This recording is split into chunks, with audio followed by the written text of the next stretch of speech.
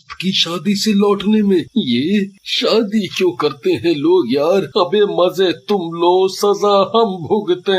एक तो एक ही रास्ता है गांव में आने जाने के लिए, यहीं से होकर गुजरना पड़ेगा अब। ऐसा सोचता हुआ दिनेश वहाँ से गुजर ही रहा होता है कि तभी उसे कुछ आवाजें सुनाई पड़ती हैं। आओ राजा, कुंडी मत खड़काओ राजा, सीधा अंदर आओ राजा। आओ, कब से तुम्हारा इंतजार कर रही हूँ। आओ ना ए दिनेश, मेरे मिस्टर इंडिया, आओ ना एक बार पलटो तो सही। राजा देखो ना कौन तुम्हारा इंतजार कर रहा है। ये आवाजें सुनकर दिनेश सोचता है, हो ना हो ये कोई शैतान या भूतिया साया है। बेटा दिनेश पीछे मत देखियो, नहीं तो यहीं खर्च हो जाएगा। इसके बाद दिनेश वहाँ से भागता है और सीधा अपने घर जाकर रुकता है। अगली सुबह उसे गजोधर और पुत्तन मिलते हैं। कहो दिनेश, सुने रात में तुमको भी बुलाए रही थी कोनो हसीना, और ससुरा तुम घर भागाए। का हुआ, औरत से घबराहट हो का है? का घबरात हो?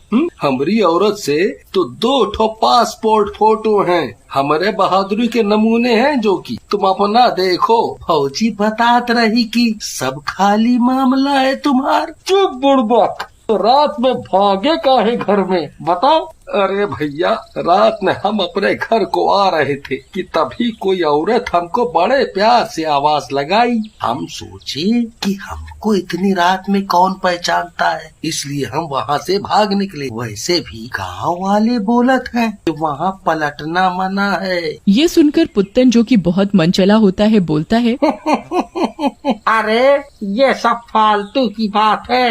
अरे कौनो भूत वूत नहीं होता। अरे कोई चोर वोर होगा जो लड़की की आवाज निकाल कर बोलता होगा। तुम सब लोग फालतू में डरते हो, और अगर भूत होगा तो सामने से भी तो मार सकता है। पलटने का इंतजार क्यों करेगा, हम भी जाके देखेंगे कौन चुड़ैल या भूत है। भैया पुत्तन, अब तुम जो भी कहो हम क्या बोले, बस इतना समझ लो कि पलटना मना है तो पलटना मत। अगले दिन पुत्तन लड़की के चक्कर में उस रास्ते पे जाता है।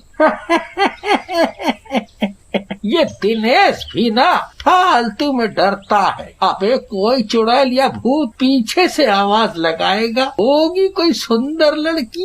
ये सब लोग तो चांस मिस कर देते हैं अपना। तभी पुत्तन को भी एक लड़की की आवाज सुनाई देती है। ए पुत्तन, पुत्तन डार्लिंग, सुनो ना, इधर तो आओ। कुंडी मत खड़काओ राजा, सीधा अंदर आओ राजा। राजा सुनो ना, कब से तुम्हारे प्यार में तड़प रही हूँ, आओ ना ए पुत्तन। ये सुनते ही पुत्तन खुश हो जाता है और पलट कर देखता है। पीछे एक सुंदर सी लड़की खड़ी होती है।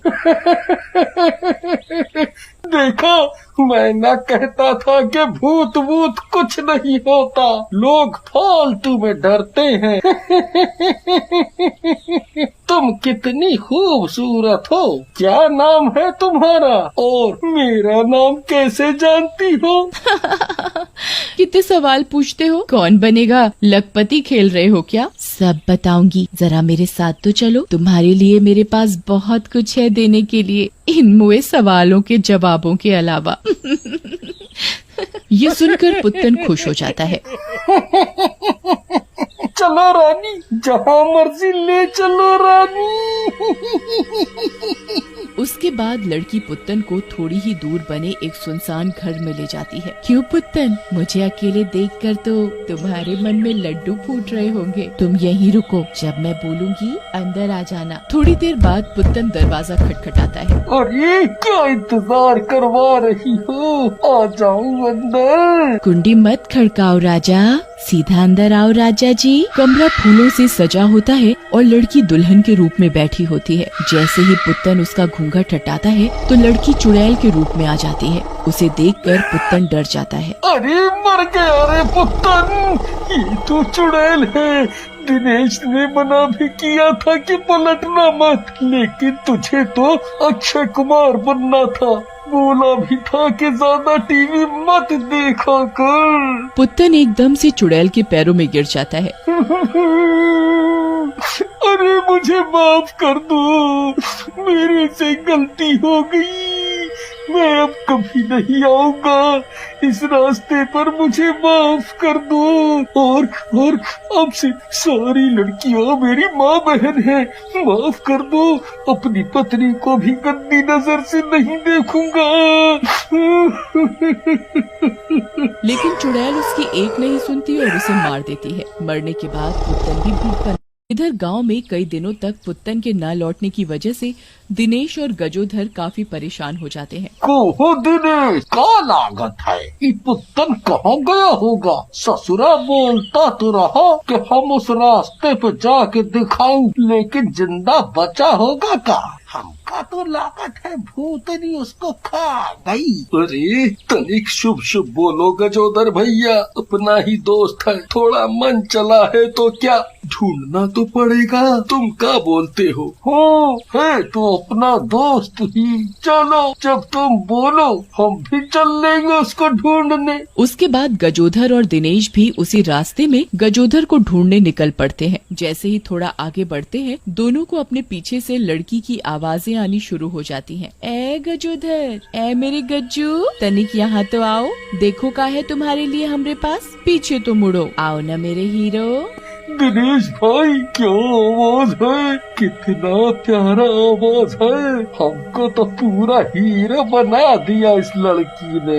अरे गजोधर भैया कह रहे हैं पीछे मत देखना, फंस जाओगे, सब हीरोगिरी निकल जाएगी, चुपचाप चलते रहो।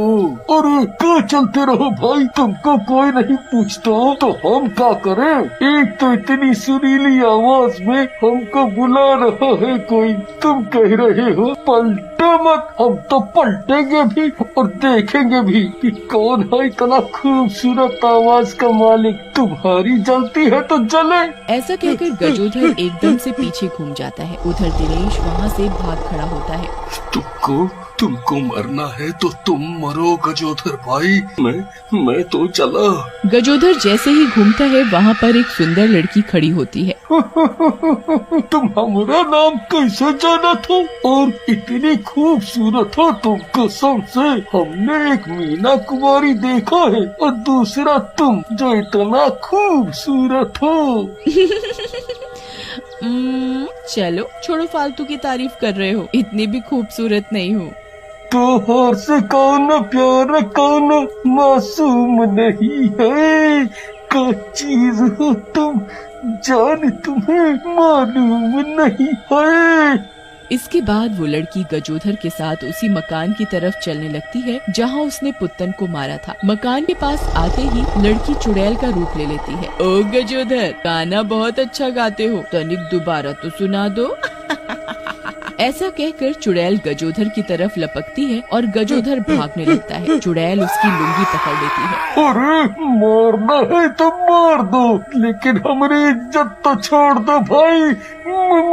मुझे माफ कर दो, मैं आगे से कभी नहीं आऊंगा, मैं कभी नहीं पलटूंगा।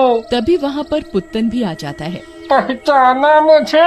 हम हैं पुत्तन, जब हम नहीं बचे तो तुम कैसे बचोगे? इसके बाद गजोधर चुड़ैल को धक्का देकर भागने लगता है। भाग गजोधर भाग, आज तुम्हारी इज्जत का बात है, भाग। वैसे ही रजिया भूतों में फंसी हुई है, भागो रे भागो। उधर चुड़ैल गजोधर को ढूंढने लगती है। तभी पुत्तन गजोधर के पास आ जाता है। गजोधर भाई, तुम इस रास्ते से निकल जाओ, मैं इस चुड़ैल को अभी दूसरे रास्ते से भेज दूंगा। और हाँ, यहाँ पर एक बोर्ड जरूर लगवा देना ताकि यहाँ कोई आए ही ना, और लिखवा देना कि यहाँ पलटना मना है। तुम बाहर हो पुत्तर भाई, भूत होए के बावजूद तुमने हमारी मदद की और हमारी जान बचाई। उसके बाद पुत्तन गजोधर को भगा देता है। अगले दिन पुत्तन के कहे अनुसार एक बोर्ड लगवा देते हैं जिस पर लिखा होता है,